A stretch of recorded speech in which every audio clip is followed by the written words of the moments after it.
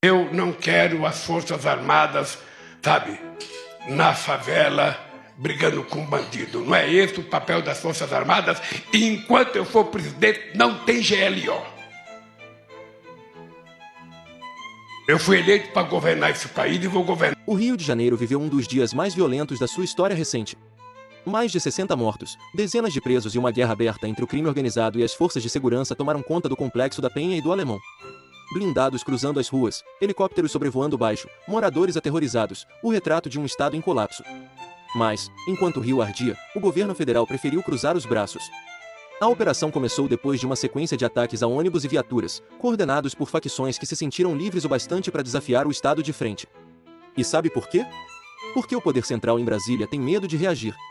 Lula negou apoio federal à operação, afirmando que a segurança é responsabilidade do estado do Rio. Na prática, o que ele disse foi: esse problema não é meu. Um presidente que se diz preocupado com os pobres, mas vira as costas para famílias que vivem encurraladas entre o tráfico e o abandono. A decisão de negar ajuda não foi apenas um erro político, foi um gesto simbólico. Mostrou o quanto esse governo está distante da realidade do povo trabalhador, principalmente de quem mora nas comunidades. O mesmo governo que mobiliza ministérios inteiros para discutir linguagem neutra ou gênero nas escolas, não move um dedo quando o cidadão honesto está sendo refém de bandido.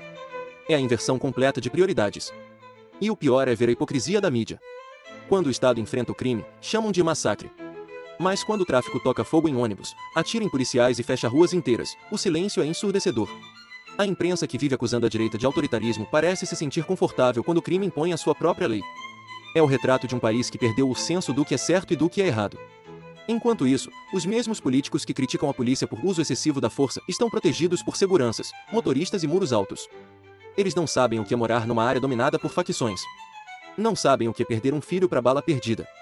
E é por isso que, de cima de seus gabinetes, têm coragem de criticar o policial que arrisca a vida para defender um território que o Estado abandonou há décadas.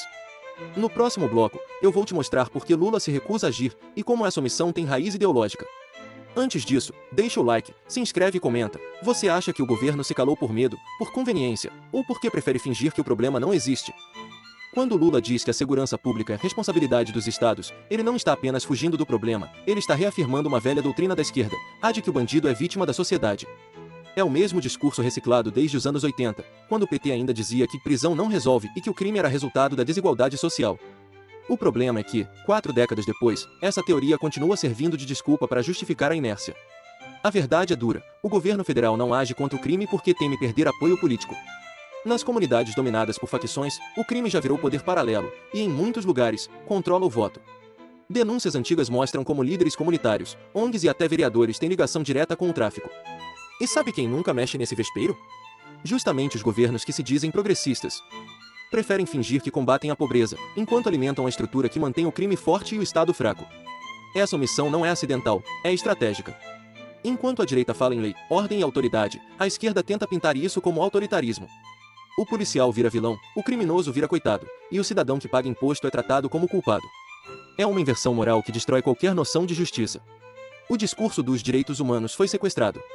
Hoje, ele não serve mais para proteger o cidadão de bem, mas para blindar quem desafia a lei. E isso explica o silêncio de Lula diante da guerra no Rio. Se ele apoiasse a operação, perderia o apoio da militância que vive de repetir que a polícia mata pobres. Mas se ele condenasse a ação abertamente, pareceria cúmplice do crime. Então faz o que sabe fazer de melhor, se esconde atrás de um discurso burocrático e lava as mãos. Só que enquanto ele calcula politicamente o que dizer, quem está no meio do fogo cruzado é o trabalhador, o policial que arrisca a vida e o morador que não pode nem abrir a janela. O pior é que, para disfarçar essa omissão, o governo ainda tenta jogar a culpa nos estados. Fala em responsabilidade local, mas se mete em tudo quando o assunto é ideológico, quer controlar a educação, a comunicação, até a cultura. Só não quer responsabilidade sobre a segurança. É o governo que se intromete onde não deve e se omite onde mais é preciso. No próximo bloco, eu vou te mostrar como essa omissão tem consequências reais, e como o crime se aproveita do vácuo de poder deixado por Brasília. Mas antes, deixa o like, compartilha o vídeo, e comenta aqui: você acha que essa omissão é medo, incompetência ou conveniência política? Enquanto o governo faz discursos e cria comissões, o crime avança. No Rio de Janeiro, já não é o Estado que dita as regras, são as facções. Elas controlam o transporte, a venda de gás, o comércio local, e até decidem quem pode entrar ou sair de determinadas ruas.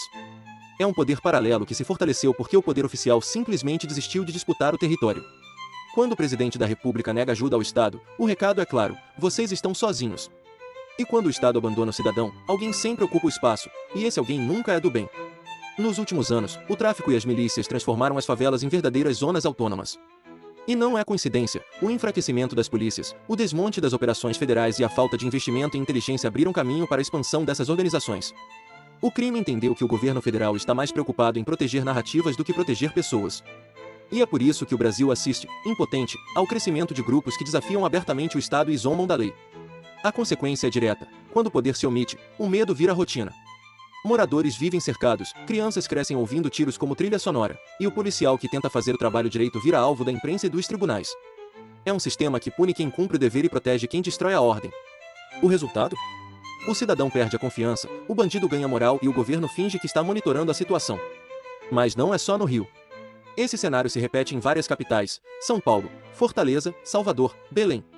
A diferença é que o Rio virou símbolo, um espelho do que acontece quando o governo deixa o crime crescer até virar um monstro fora de controle. A ausência federal é tão grande que até países vizinhos já observam com preocupação o avanço do narcotráfico no Brasil. E o silêncio de Brasília só reforça a sensação de que há algo mais, um cálculo político por trás da omissão. Porque quanto mais o caos cresce, mais o governo ganha poder. Um povo com medo aceita qualquer coisa, inclusive mais controle. E é aí que a coisa fica perigosa. O Estado que não combate o crime é o mesmo que vigia cidadãos nas redes sociais e persegue quem pensa diferente.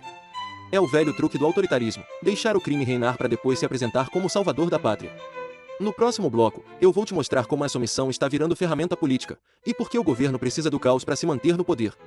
Antes disso, deixa o like, se inscreve e ativa o sininho, porque o próximo bloco vai expor o lado político por trás do silêncio estratégico de Lula diante da guerra no Rio.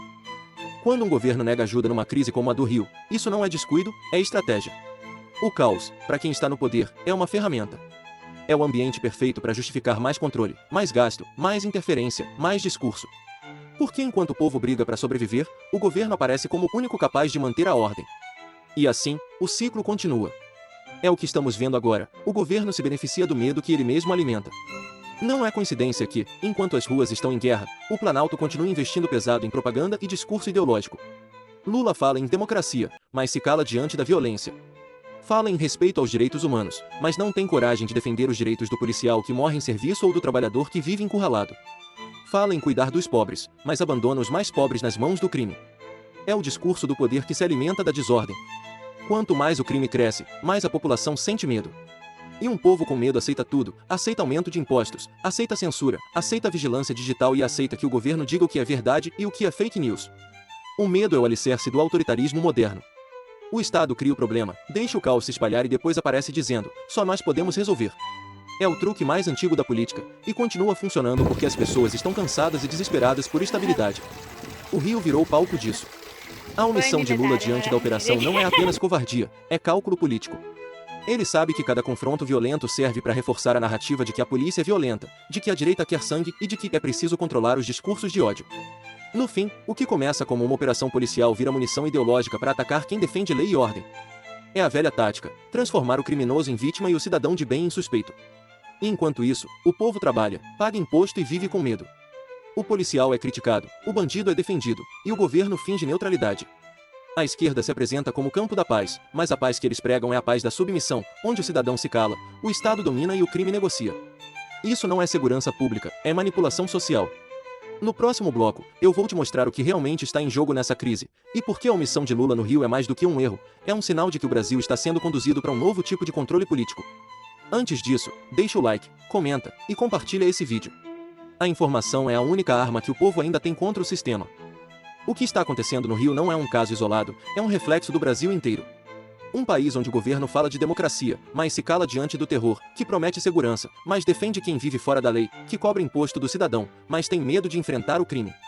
O silêncio de Lula diante da guerra no Rio não é fraqueza, é escolha. Uma escolha política, ideológica e calculada. Porque quando o governo se omite, ele não perde o controle, ele o transfere. E quem assume são os grupos que mais lucram com a desordem. Essa é a realidade que muitos não querem enxergar: o caos virou política de Estado. O governo não quer resolver o problema da segurança porque o caos mantém o povo sob controle. Um país dominado pelo medo é mais fácil de manipular. Um cidadão que teme o bandido, que desconfia da polícia e que duvida da justiça é um cidadão paralisado, e um povo paralisado não cobra, não protesta, não reage. É o cenário perfeito para quem governa com discurso, não com ação. Enquanto isso, os mesmos que falam em democracia se esforçam para calar quem pensa diferente. O governo que se recusa a enviar apoio ao Rio é o mesmo que quer regular o que você diz na internet. A hipocrisia é tão grande que chega a ser ofensiva. O poder central não manda tropas para enfrentar o crime, mas quer censurar palavras. Não combate o tráfico, mas quer controlar o que o cidadão fala.